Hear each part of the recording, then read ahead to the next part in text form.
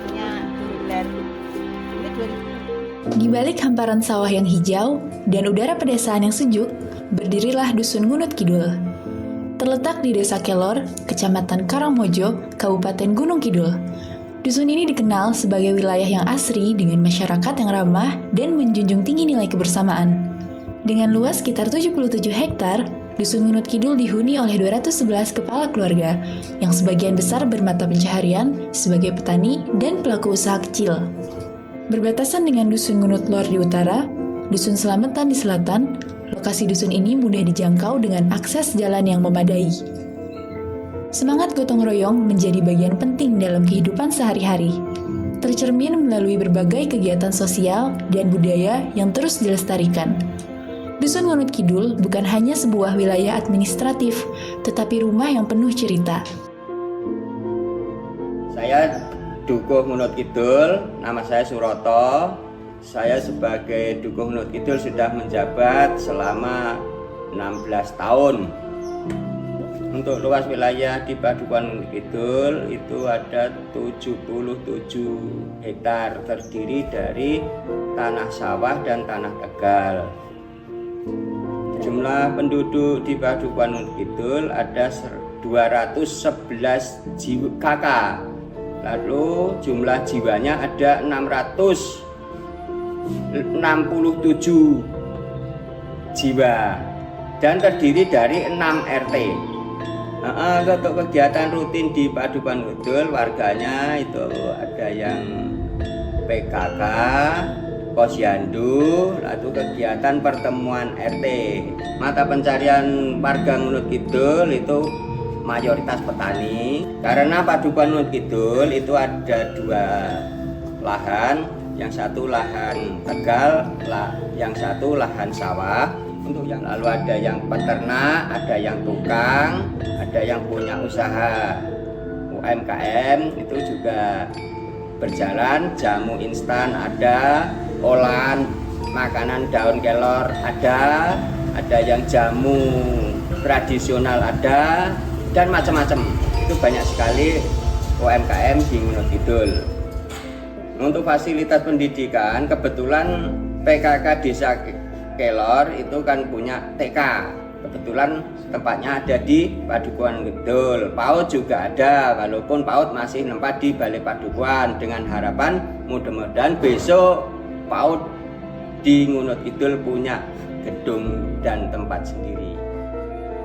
Selain bertani, masyarakat Dusun Ngunut Kidul juga mengembangkan usaha mikro, seperti kuliner hingga jamu tradisional. Potensi ekonomi ini menjadi sumber penghidupan sekaligus cerminan kemandirian warga dalam memanfaatkan peluang di sekitar mereka.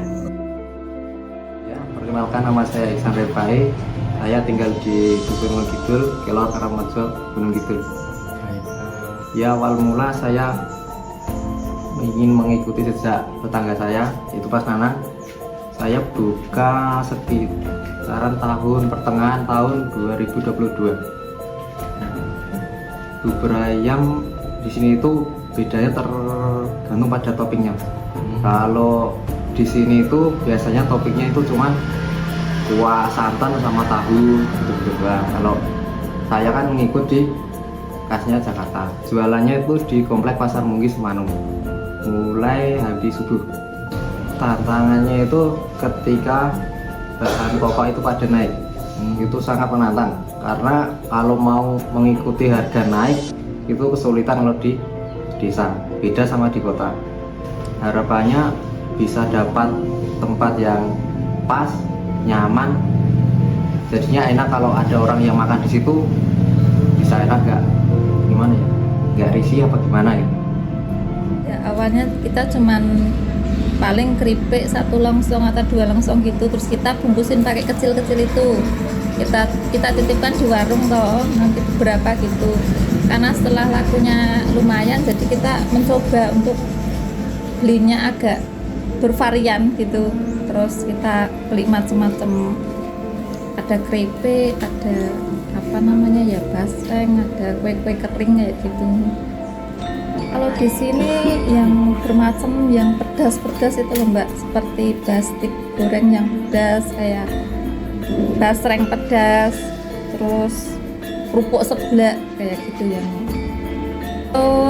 Acara rasul atau mungkin ada arisan RT kayak gitu kan membutuhkan snack-snack kering juga atau para itu loh penjual snack basah itu kan nanti ada keletiannya, jadi mereka ambil di sini juga.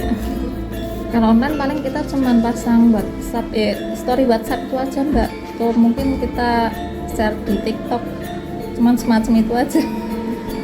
Kendalanya ya kalau kita udah buka satu longsong itu kalau nggak laku 3 atau 4 hari itu nggak habis ya kita nanti jadi makanan diretur Mbak, karena takutnya barangnya tengek atau melempem kayak gitu, jadi kita harus ganti yang baru. Nama saya Ibu Sarmila. Boleh, pertama-tama suami saya itu kan jualan di Jogja waktu dulu, terus udah lama suami saya itu capek kan pulang, itu ganti pertanian. Terus saya kok kalau nunggu berhasil pertanian itu kan 1 tahun 3 kali nggak ada hasilnya setiap hari. Saya tuh punya ide, gimana ya kalau saya itu bikin jamu. Ya sedikit-sedikit gendong Mbak, waktu itu saya gendong bikin jamu keliling di sini, kampung sini dulu. Kok laku, lama-kelamaan berjalan. Iya tadi keliling. Iya. Pertama diantar sama suami, mau ke jualan ke Rombo, Darang Rombo diantar. Gendong Mbak. Jamu. Kalau sekarang udah nggak jamu-jamu, tin, udah. Alhamdulillah udah banyak langganan. Yeah. Sampai ke luar kecamatan Mbak, sampai Ponjong, sampai Rombong gitu. Alhamdulillah udah banyak. Ya. Kehidupan warga Dusun Ngunut Kidul begitu hangat dan penuh kebersamaan. Melalui kegiatan KWT, Posyandu, hingga rumah yatim kelor, semangat saling peduli terus tumbuh. Arisan RT, senam sore, dan pertemuan PKK menjadi ruang silaturahmi yang mempererat hubungan antar warga. Inilah wajah sosial dan budaya Ngunut Kidul. Sederhana, namun penuh makna. Nama KWT ini KWT Sri Kandi Kelor. Kemudian kegiatannya itu menanam segala jenis multikultural. Mangan opposite ditandur, nandur opposite dimangan. Bahasa Indonesianya menanam apa yang kita makan, makan apa yang kita tanam. Jadi kita bahasa ringkasnya itu mendorong kita untuk mandiri pangan. Jadi kayak sayur-sayuran misalnya, kita tidak harus beli ke warung yang selama ini kan harus beli, kalau nggak ada tukang sayur keliling udah istilahnya udah bingung nggak masak nih.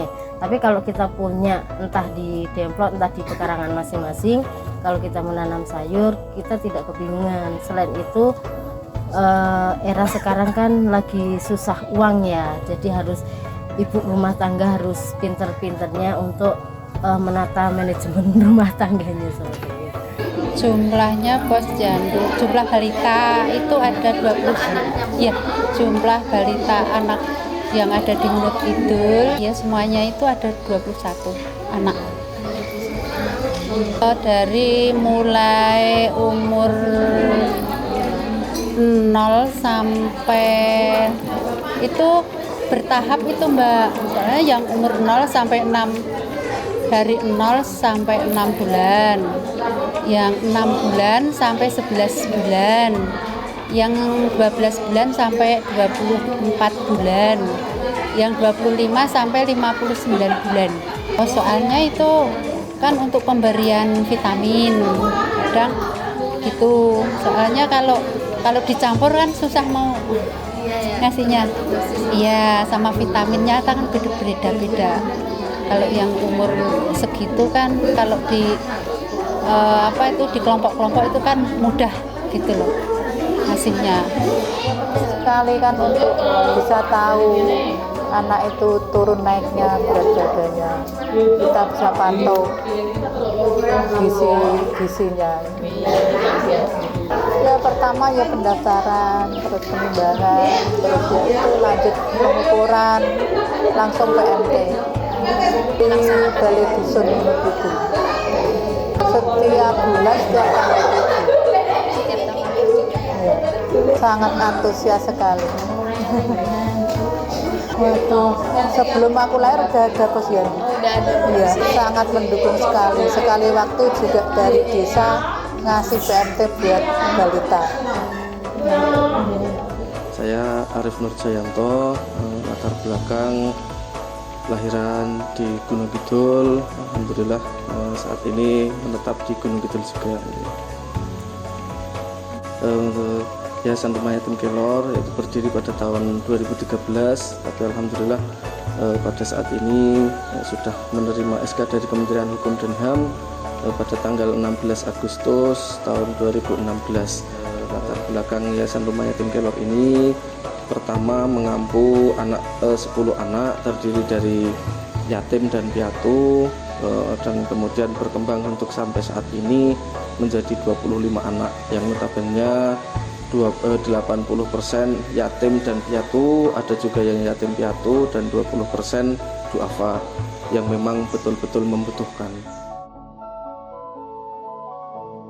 Untuk yang lahan sawah di musim kemarau menggunakan air dari irigasi, karena Ngunut Kidul punya sumur pompa 2. Yang satu sumur bor sumber AC Ngunut Kidul 1, untuk yang satu lagi sumur bor sumber mulya Ngunut Kidul. Alhamdulillah Ngunut Kidul memiliki 2 sumur bor untuk mengaliri sawah. Nama saya Mugito, kebetulan Ketaris P3A Sumber Mulya Ngunut 2. Sumur pompa ini pengeburan awal itu 1986, bisa mencakup areal kurang lebih 43 hektar. Anggota petani kurang lebih 125 orang petani. Terus sistem pengelolaannya ini kan dengan sistem membayar jam operasi. Per jam operasinya itu sekarang 65.000 per jam. Bisa mengoncori kurang lebih 2.000 meter. Rata-rata petani kalau menanam palawija itu kacang, jagung dan sebagainya itu sampai 8 kali oncoran. Itu kalau palawija. Kalau padi itu musimnya yang bisa dilayani hanya di musim penghujan.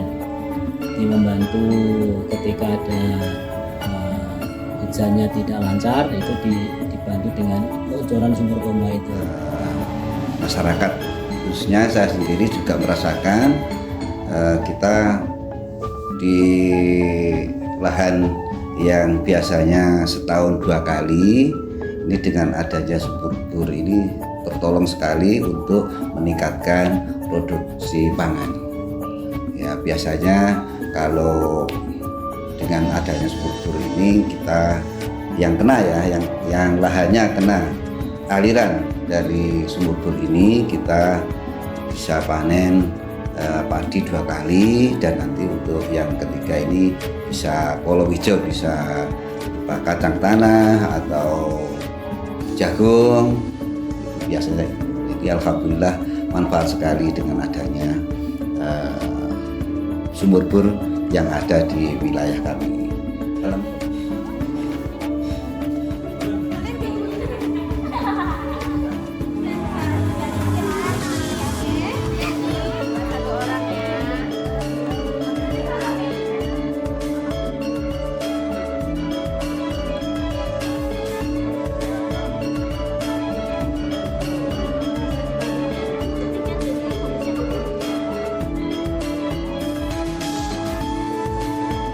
Harapan kami sebagai Dukuh Ngunut Kidul, semoga Padukuhan Ngunut Kidul semakin maju, usahanya semakin maju,